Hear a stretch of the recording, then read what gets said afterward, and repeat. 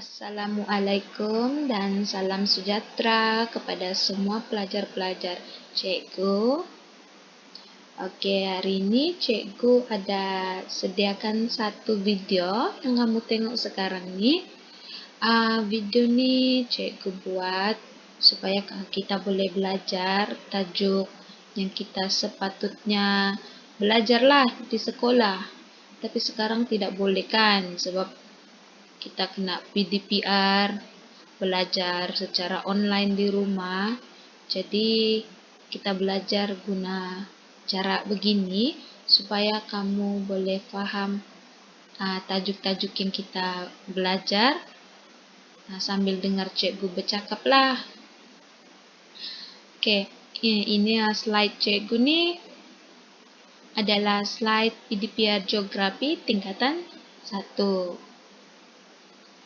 Baik, sebelum kita mula kelas kita hari ini, cikgu mau semua pelajar-pelajar cikgu yang tengok video ni, satu, kamu kena bersedia untuk membaca dan memahami isi pengajaran hari ini. Maksudnya, kamu kena sedia membaca apa yang cikgu paparkan yang kamu nampak ni, kamu kena baca, kamu kena faham betul-betul.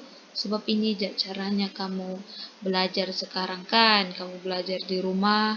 Jadi kena dengar cikgu bercakap lah. Bagus-bagus dalam video ni. Kedua, cikgu mau kamu dalam keadaan yang selesa dan tidak bising lah. Sebab nanti kalau bising kan, kamu tidak dengar cikgu bercakap, nanti tidak jelas. Kamu kena ulang-ulang lagi video cikgu ni. Jadi susahlah nanti kalau kamu tidak selesa, susahlah kan kamu belajar. Oke, yang ketiga, cikgu mau semuanya sediakan buku nota masing-masing.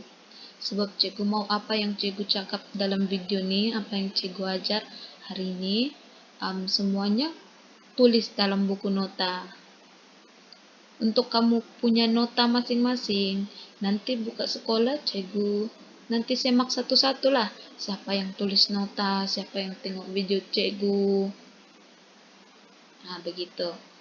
Itu yang keempat, mendengar dan menyalin dengan baik dan jelas. Maksudnya cikgu mau kamu memang sudah mendengar dan kamu menyalin nota, kamu menyalin apa yang cikgu sudah sampaikan hari ini dengan baik dan jelas. Supaya ilmu kamu boleh masuk dan kamu pahamlah apa yang cikgu sudah cakap. Oke? Oke, objektif pembelajaran kita hari ini, maksudnya apa yang cikgu mau kamu capai hari ini adalah cikgu mau di akhir kita belajar nih, kamu dapat nomor 1, menamakan 4 jenis sistem fisikal dan struktur bumi dengan betul. Dan kedua, cikgu mau kamu nanti dapat menjelaskan 4 sistem fisikal dan struktur bumi dengan baik.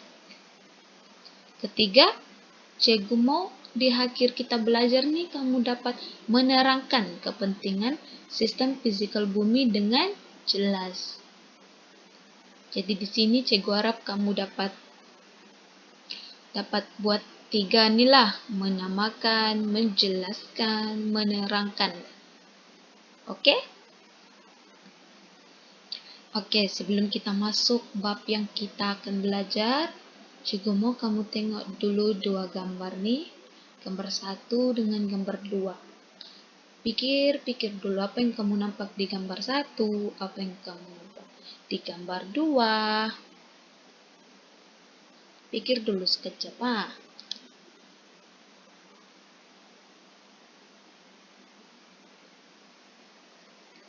Oke. Di gambar 1 kamu nampak ada pokok-pokok, ada orang pergi memancing, main belon-belon, ada kamu nampak laut, ada kamu nampak tanah kan. Lepas itu gambar kedua kamu nampak bumi. Lepas itu kamu nampak ada banyak lapisan-lapisan bumi kan. Oke, di gambar 1 adanya udara. Udara di kawasan kita lah. Ada air, macam Cikgu cakap tadi, ada tanah, dan ada kehidupan. Kehidupan ini maksudnya manusia, kita dengan pokok-pokok, haiwan lah kehidupan. Nah, gambar kedua ada lapisan bumi. Sebab macam Cikgu cakap tadi ada berlapis-lapis kan gambar bumi. Jadi itu adalah lapisan bumi. Oke, apa yang kita belajar hari ini adalah topik yang dekat dengan diri kita. Bila kita bangun, kita nampak. Bila kita tidur pun kita nampak. Bila kita kemana-mana, kita nampak. Mau jalan-jalan pergi kedai pun kita boleh nampak. Jadi, Cikgu harap kamu senang belajar lah. Sebab topik kita hari ini dekat dengan diri kita kan.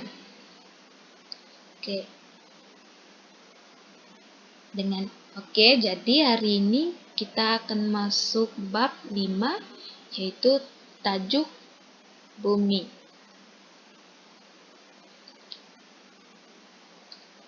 Kita akan masuk 2 topik kecil, yaitu sistem fisikal bumi dengan struktur bumi. Oke, sebelum itu Cikgu kasih tahu dulu apa itu bumi. Ini kan bumi, kamu nampak? Cikgu tunjuk nih. Bumi berbentuk sfera, macam bola lah. Bumi macam bola kan, kamu nampak bulat. Sfera, ini namanya sfera. Sfera. Nah, begitu sebutnya. Lepas itu, anggaran keluasan permukaan bumi ini adalah 510 juta kilometer persegi. Nah, besar kan? Besar betul 510 juta kilometer. Nah,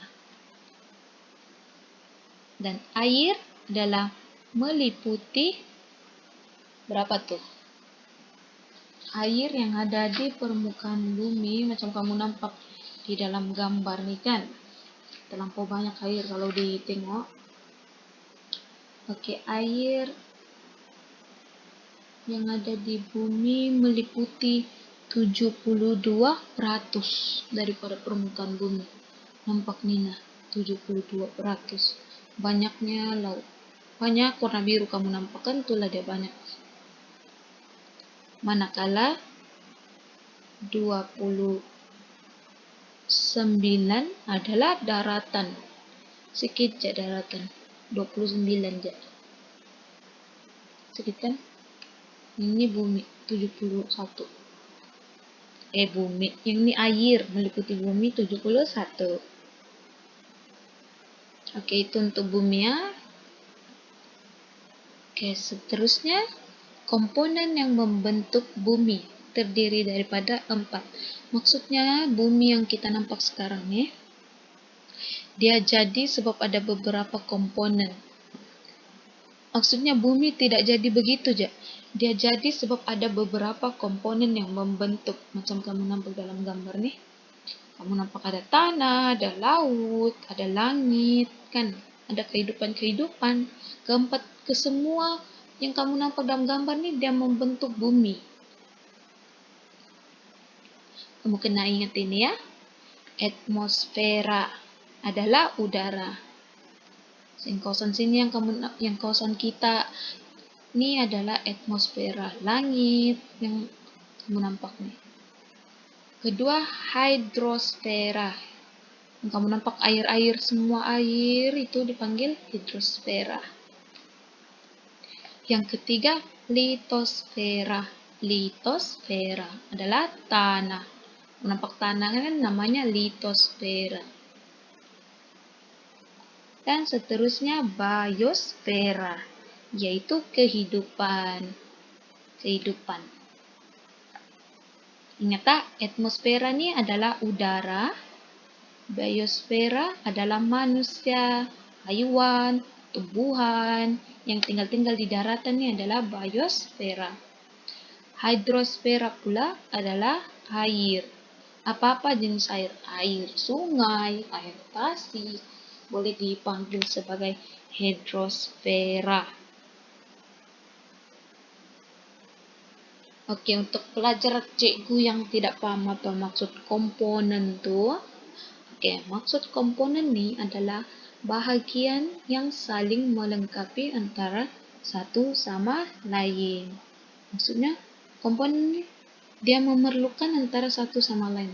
Contohnya di sini atmosfera.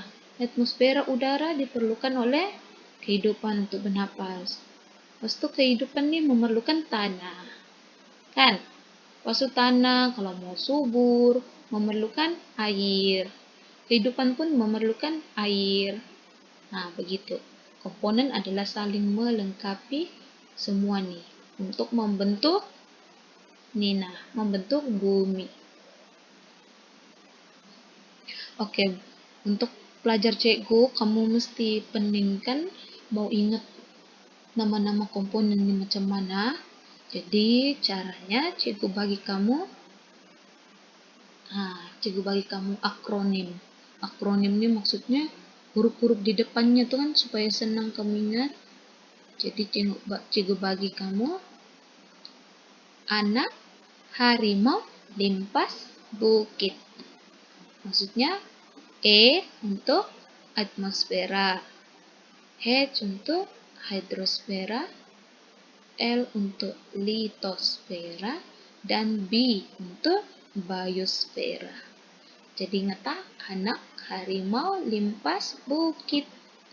E, H, L, B. Atmosfera, hidrosfera, litosfera, dan biosfera. Oke, seterusnya kita masuk ke komponen kita yang pertama, komponen yang membentuk bumi, yaitu atmosfera. Oke, atmosfera ini adalah lapisan yang menyelubungi bumi. Macam contohnya cikgu tunjuk di gambar ini kan kamu nampak dari luar macam ada satu lapisan yang kurang jelas, kabur-kabur itu kan. Itu adalah atmosfera. Kita punya ruangan di dalam. Macam bumi ditutup-tutup, diselubungi oleh ruangan ini dipanggil atmosfera.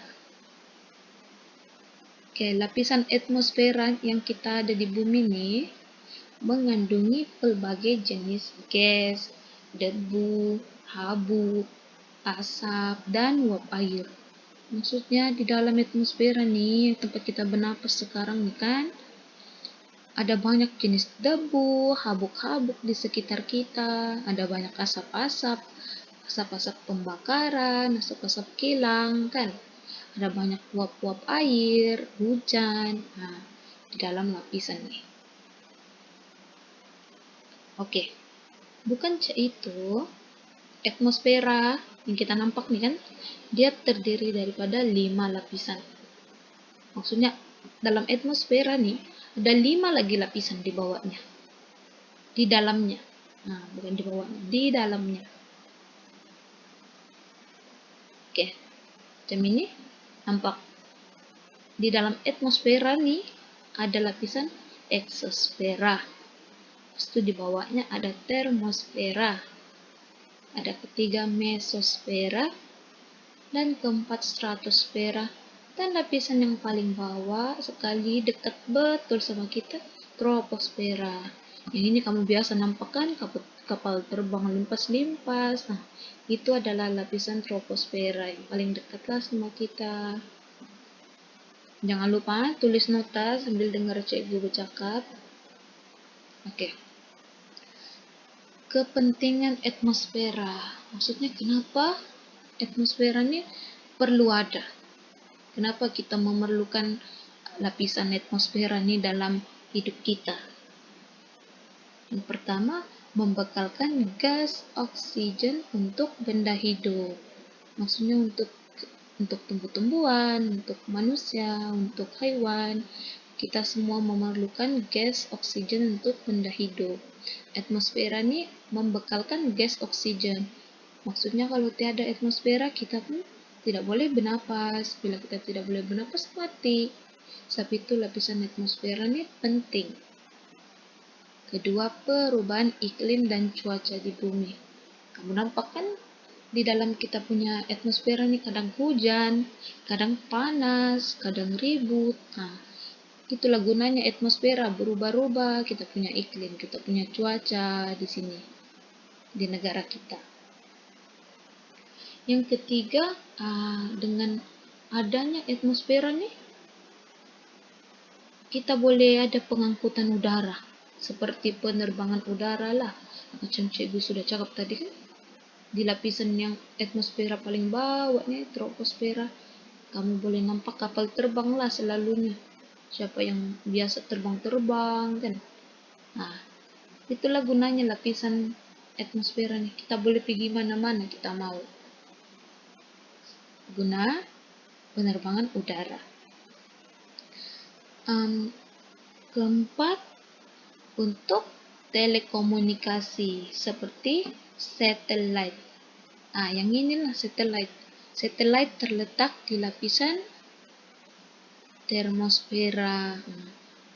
Disebabkan ada ini, kita boleh berhubung lah macam sekarang. Cikgu boleh hantar video, kita boleh buat kerja dari grup WhatsApp. Gara-gara lapisan ini yang ada satelit. Seterusnya, mengawal suhu persekitaran bumi. Nah, maksudnya dengan ada lapisan-lapisan yang atmosfera nih, menghalang cahaya matahari daripada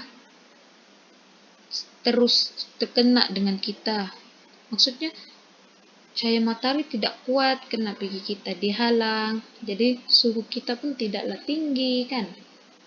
Tidak terlampau panas, jadi dapat mengawal suhu persekitaran bumi. Oke. Seterusnya kita ke komponen yang kedua. Jangan lupa tulis nota. Cikgu terangkan tulis nota ya. Nanti buka sekolah, kamu semua ada nota. Kita teruskan ke komponen yang kedua, hidrosfera. Oke, hidrosfera meliputi semua bahagian air yang wujud di bumi. Maksudnya, apa-apa air sejak di bumi ini adalah dikenali sebagai komponen hidrosfera. Ingat, apa-apa air. Merangkumi air laut, air tasik, air sungai, air bawah tanah, air paya, letupan nais. Nah, air laut, air tasik, air sungai, air bawah tanah nih maksudnya air yang sudah diserap oleh tanah bila kamu siram bunga, bila hujan kan. Letupan nais pun hidrosfera. Kan dia air yang membeku, mengeras kan. Itu pun dikenali sebagai hidrosfera. Oke, kepentingan hidrosfera. Kenapa kita perlu ada komponen hidrosfera dalam hidup kita? Yang pertama adalah sumber minuman. Kalau tiada hidrosfera, semua air nih, kita tiada air lah, kita tiada minuman. Tapi disebabkan hidrosfera ini ada, kita pun ada sumber minuman yang kita boleh minum hari-hari untuk kita terus hidup. Yang kedua, bagi tujuan jalan pengangkutan, maksudnya dengan adanya laut kan, sungai kah, laut kah, kan jalan-jalan air yang besar, kita boleh gunakan untuk jalan pengangkutan, mau pergi pulau, mau pergi tempat-tempat lain guna air. Jadi gara-gara ada air, kita boleh ke mana-mana. Seterusnya, sumber protein. Maksudnya dengan adanya hidrosfera ini, adanya kita punya sumber protein macam ikan, soto, apalagi sumber-sumber protein yang dari laut itu kan kita boleh makan, kita boleh ambil dari laut untuk jadikan sumber protein kita. Seterusnya untuk habitat kehidupan akuatik, maksudnya laut yang macam kamu nampak sekarang laut ini tempat tinggal ikan-ikan, tempat tinggal sotong, hidupan-hidupan akuatik lah, hidupan-hidupan laut. Hidrosfera ini adalah tempat tinggal dorang mereka lah. Jadi itulah sebabnya kenapa hidrosfera ini kena ada, mesti ada dekat bumi kan. Oke, paham? Kalau kamu ada tidak paham, kamu boleh tanya cikgu. Oke, kita sambung ke komponen yang ketiga, yaitu biosfera, yaitu kehidupan. Oke, biosfera adalah kawasan yang didiami oleh semua benda hidup. Maksudnya benda hidup nih yang memerlukan makanan, kan? Macam kita, manusia, tumbuhan, dan juga hewan. Oke, macam saya ucap tadi kan. Oke, biosfera ini melibatkan kerak bumi dan atmosfera. Maksudnya kerak bumi ini yang macam tempat kita sekarang lah nih. Kerak bumi yang lantai bumi kan. Kamu pernah dengar kerak nasi kan? Yang tapak kita punya periuk nasi. Kalau nasi masak tuh kerak nasi. Ini pula kerak bumi yang tapak kita berdiri sekarang, kerak bumi. Dan atmosfera. Maksudnya biosfera ini melibatkan kerak bumi tempat kita tinggal dan atmosfera tempat kita bernapas. Oke, kenapa biosfera ini mesti ada? Mesti wujud. Apa pentingnya biosfera kepada kita? Yang pertama, tempat perlindungan hewan. Jika kamu nampakkan hutan-hutan, tumbuh-tumbuhan begini, tempat perlindungan hewan, untuk tempat tinggal dorang, untuk habitat dorang membesar. Itu gunanya biosfera. Seterusnya, sumber kayu untuk pembinaan rumah. Ucap tadi hutan-hutan kan, biosfera kan termasuk tumbuhan. Jadi hutan-hutan begini kita boleh tebang, ambil kayu untuk pembinaan rumah, untuk tempat tinggal manusia, tempat tinggal kita. Itu kenapa pentingnya biosfera. Dan ketiga, sumber makanan. Dan biosfera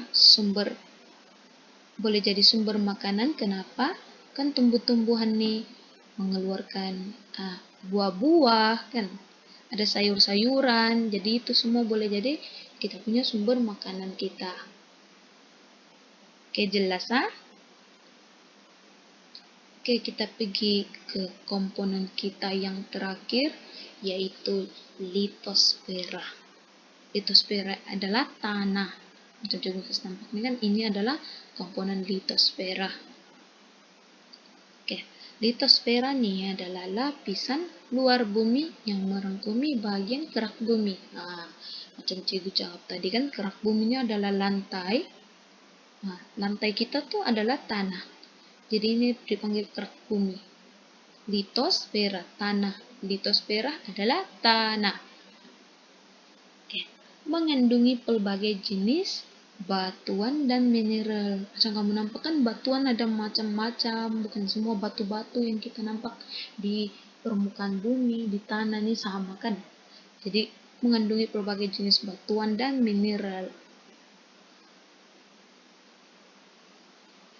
Oke, macam biasalah, komponen-komponen ini mesti ada kepentingan. Kenapa komponen-komponen yang kita belajar ini penting dengan kita? Sebab digunakan sebagai kawasan tempat tinggal manusia, flora dan fauna.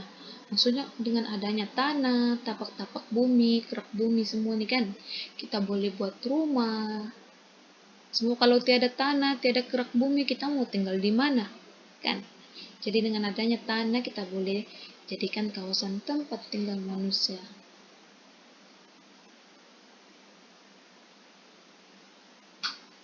Oke, seterusnya kepentingan litosfera ini kita boleh jadikan sebagai kawasan pertanian. Macam kita kawasan kampung nih kan, kita biasa gunakan tanah litosfera, kita biasa gunakan komponen litosfera nih untuk bertani, menanam kelapa sawit, menanam pokok pisang, menanam apa lagi, jagung, kan? Dekat kawasan kita ada banyak pokok mangga. Nah, itu gunanya litosfera. Kita gunakan kawasan pertanian. Oke, seterusnya kepentingannya litosfera ini kita boleh juga jadikan kawasan perlombongan. Nah, ada perlombongan biji timah, kan? Itu semua dapat di litosfera. Nah, yang bahan-bahan untuk perlombongan, gali-galian itu kan untuk dijual. Nah, itu semua dari litosfera. Oke. Habis sudah topik kita yang pertama, yaitu sistem fisikal bumi. Oke, ingat ya? Terusnya kita sekarang masuk ke subtopik kita yang kedua, sama juga berkaitan dengan bumi, yaitu struktur bumi. Nah, kamu nampakkan ada gambar di sini, macam yang mula-mula kita belajar tadi, juga ada kasih nampak gambar bumi berlapis-lapis. Nah, inilah nih, nampak lapis-lapisannya. Ini lapisan pertama, lapisan kedua, lapisan ketiga, dan lapisan keempat. Oke, macam ginilah. Nampak tadi bumi kan ada 4 lapisan dia. 1, 2, 3, 4 kan. Kita andaikanlah bumi ini dia macam sebiji apple. Nah, nampak apple. Yang di tengah sekali tuh kita panggil biji. Biji buah lah, macam biji apple. Jadi bumi pun dia ada biji. Lepas biji, dia ada isi. Nampak isi. Yang kita biasa makan, tebal-tebal nih kan. Isi.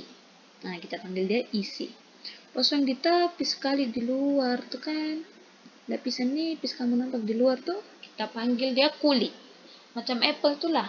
Dia ada biji, dia ada isi, dia ada kulit. Nah, begitu juga bumi. Ada bijinya, ada isinya, dengan ada dia punya kulit. Nampak? Nah, oke. Seterusnya, kita belajar nama-nama kita punya buah tadi. Nah, kita punya bumi. Bumi kita yang macam apple tadi itu kan. Kita namakan dia punya lapisan sekarang nih. Oke, yang dia punya biji tadi tuh. Ini biji nih kan. Dia macam 2 nih. Teras dalam, nah yang paling kecil nih teras dalam. Yang kedua nih teras luar. Nah, biji ini dia terbagi kepada 2 lah, teras dalam dan luar. Nah, tapi kita kira dia jadi satu tadi kan, sebab dia macam biji satu. Nah, cuma dia ada teras dalam, tengah sekali, dan dia ada teras luar. Oke, yang isi tadi tuh, yang tebal sekali itu, kita panggil dia mantel. Mantel bumi. Nah, mantel bumi. Jangan lupa tuh, mantel. Dan yang kulit tadi, yang kita panggil tadi macam kulit buah tuh, kita panggil kerak bumi. Nah, kerak. Yang cikgu sudah jawab lah macam lantai kita, lantai bumi, panggil dia kerak bumi. Nah, jadi teras dalam yang paling tengah, teras luar di luar yang dari tengah tadi, isi yang tebal nih kita panggil mantel, dan kerak bumi, kulit bumi kita panggil kerak bumi. Oke, kita masuk kepada kerak bumi lah dulu ya. Kerak bumi yaitu kulitnya tadi, kulit bumi adalah lapisan bumi yang paling keras dan pejal. Nah, maksudnya lapisan yang paling sini nih, yang sekarang lah, permukaan bumi ini kan adalah paling keras. Maksudnya keras lah dia kan ada tanah, dia ada batu, dia paling keras lah. Oke. Tapi kerak bumi nih dia terdiri lagi daripada 2 lapisan. maksudnya lantai bumi yang kita cakap sekarang ini kan, dia ada dua lagi lapisan. Dia ada lapisan sial dipanggil dan lapisan sima. Nampak di sini kan kulitnya nih, kulit bumi terbagi lagi kepada dua. Oke. Macam ini tadi kulit bumi, kamu nampak kulit bumi kan? Oke, dia sebenarnya ada dua. Nah, sini kan plate daratan sial. Nah, maksudnya yang daratan nih dipanggil sial. Nah, yang kita bagian darat-darat ini kita panggil sial. Nah, ini sial. Dan pas itu plate lautan pula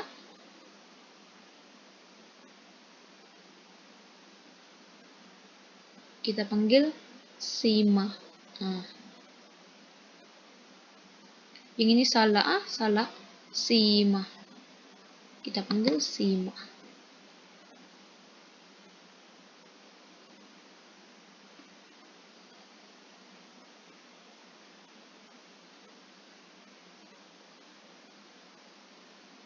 Ini kita panggil sima. S-I-N Oke. Ini kita panggil sima. Sorry. Minta maaf, ini cukup silap lah nih. Oke, ini kita panggil sima.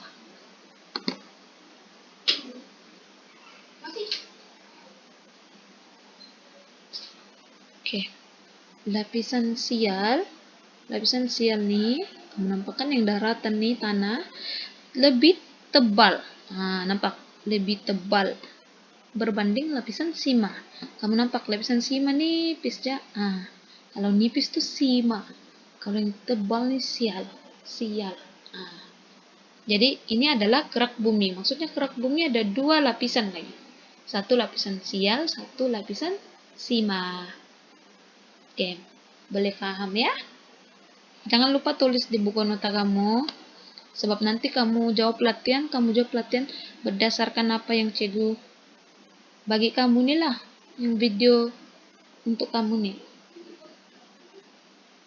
Oke, seterusnya kita ke struktur bumi selepas kulit adalah mantel.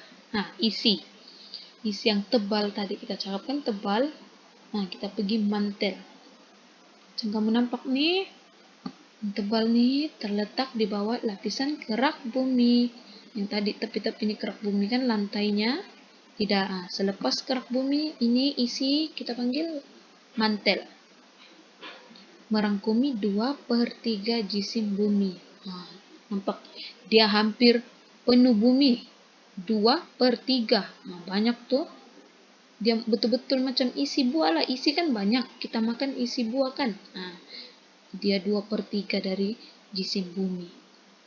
Bersifat pepecal, tetapi lapisan luarannya bersifat separah cecair.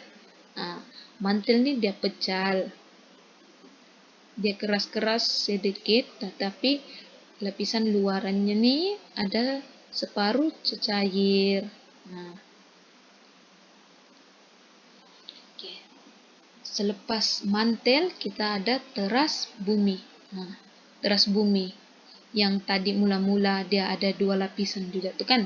Teras bumi ini adalah biji buah, macam biji buah apple tadi. Yang ini biji bumi. Dia lapisan yang paling dalam di tengah-tengah macam biji apple lah. Dia paling dalam. Dia mengalami tekanan yang kuat dan suhu yang sangat tinggi. Nampak dia macam berapi-api itu kan, yang macam keluar dari gunung berapi itu yang biasa kita nampak dalam cerita-cerita. Ini dia dari sini nih. Tekanannya kuat, suhunya yang tinggi, panas sekali. Oke, terbagi kepada dua, teras luar dan teras dalam. Macam kau nampak kan yang tepi-tepinya yang luarnya nih, inilah teras luar. Yang paling tengah di dalam sekali itu adalah teras dalam. Oke, tapi dua-dua nih dikenali sebagai teras bumi.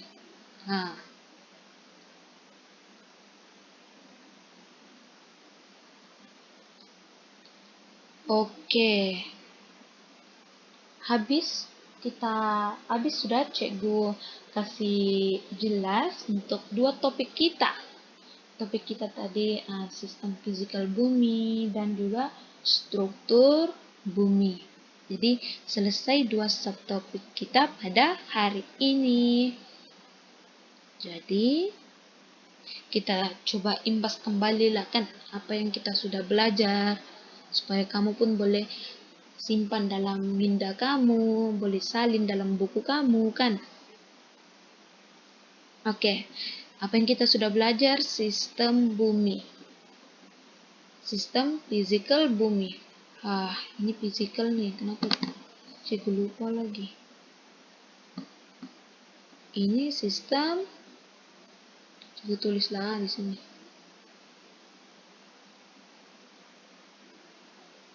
Fisikal bumi.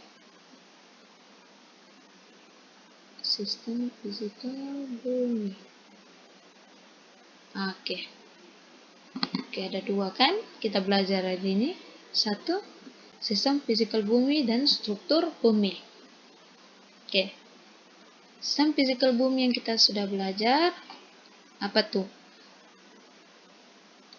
Atmosfera,